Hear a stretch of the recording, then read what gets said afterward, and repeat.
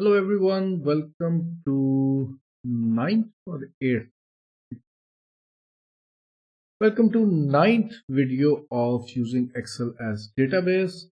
In this video, we are going to create a user level to edit the entry. So most of the time, you don't want the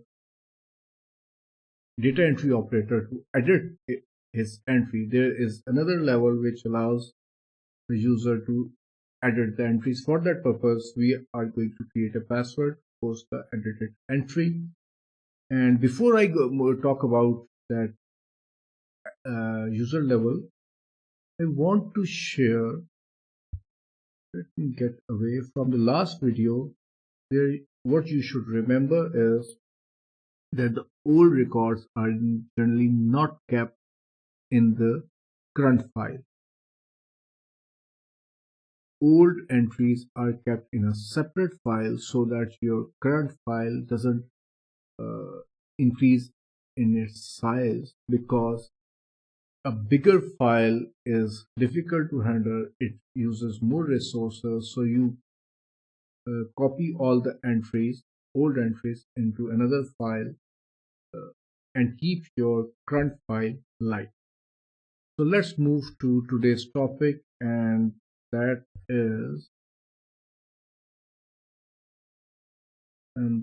is creating user access levels. So let me get away and let's start. Excel, open sesame. Here it is. So it is very simple. I go to my Visual Basic editor. This is the, where it is. Is this the editing? Post updates, right? So this is the editing macro. What I'm going to do is very simple. I say v my sorry for that, my password. My password is equal to input box, enter password,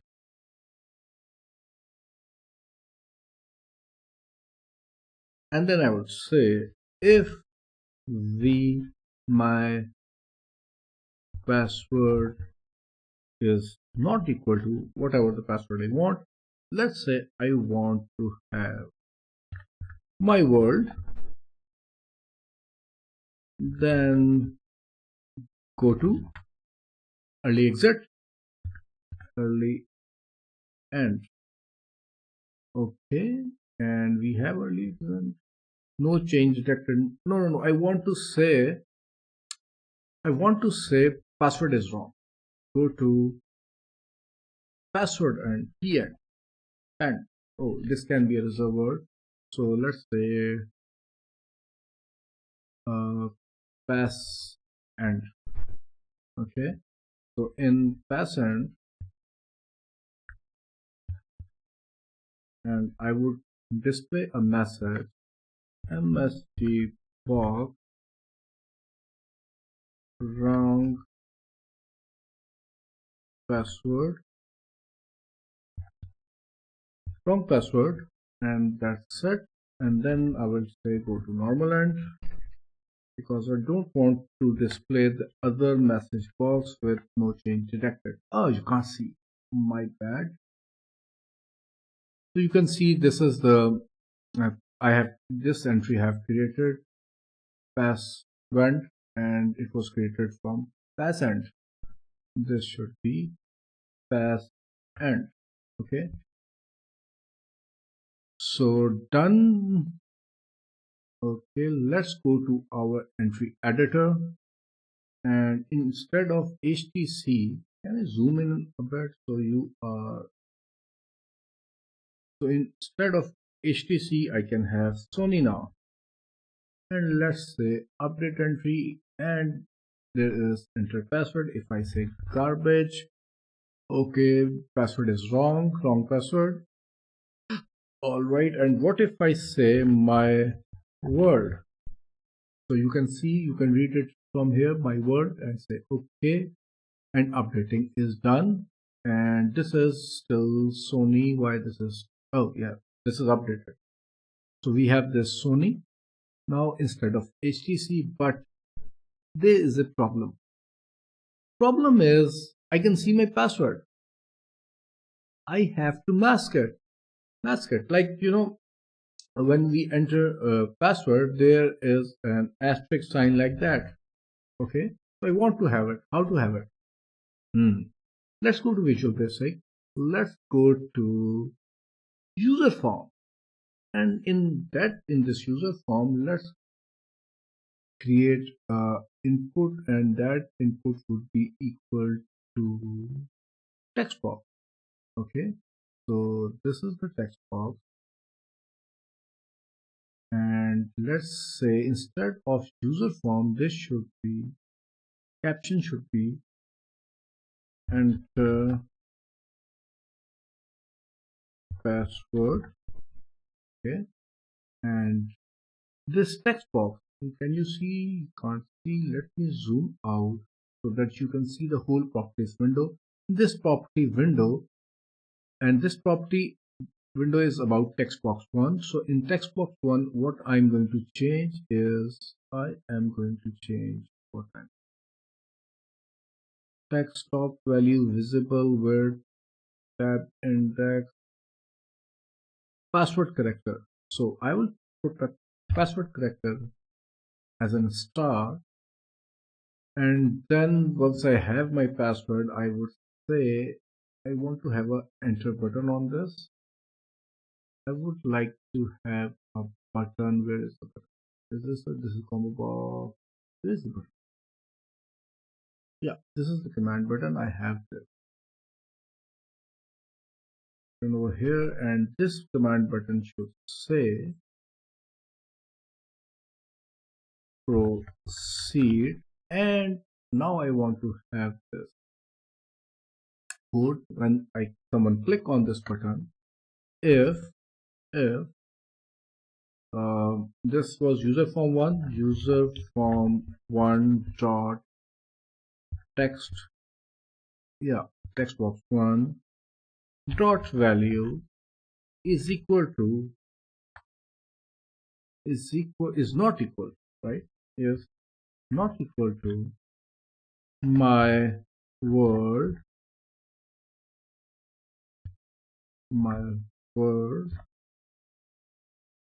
then what should it do? It should what it should do, it should close the user box and end the macro, right? Then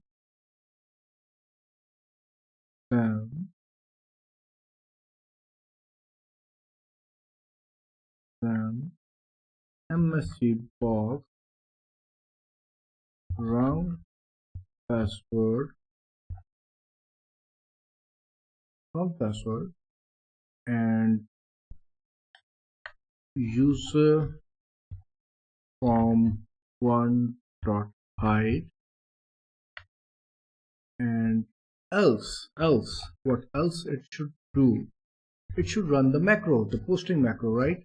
So let's go to our editing macro, get the name, post update, control C, and user form 1. I want to go into code, run the macro, run post updates, but before posting you should hide the form 1 and then run post macros, right? That's it. But in the post macros, now I don't want to have this password. I can turn it to the comments, and now I'm going to, I just want to show this user form 1, right? So I need to have a macro that will, you can see this here. So we show, say window show, it's better to show password, and in this sub In this macro, I will say user form one dot show. Great, this is done. And what else I need to do? I need to change macro of this update entry to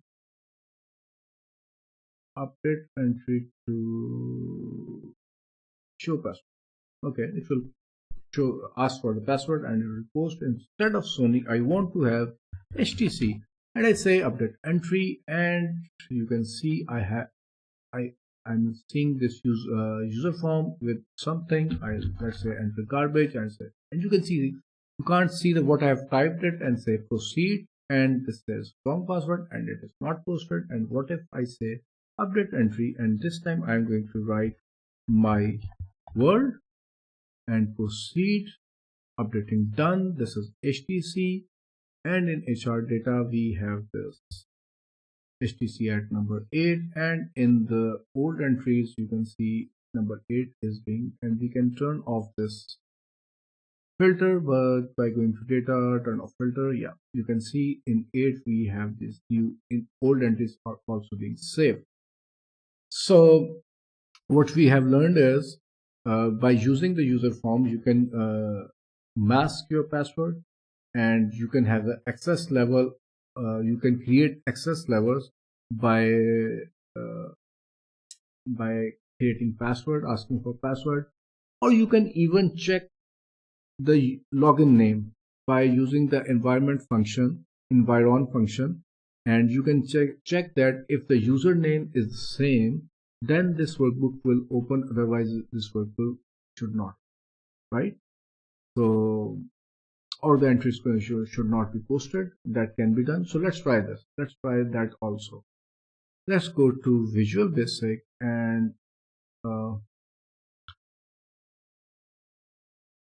and say if environ, and that was user name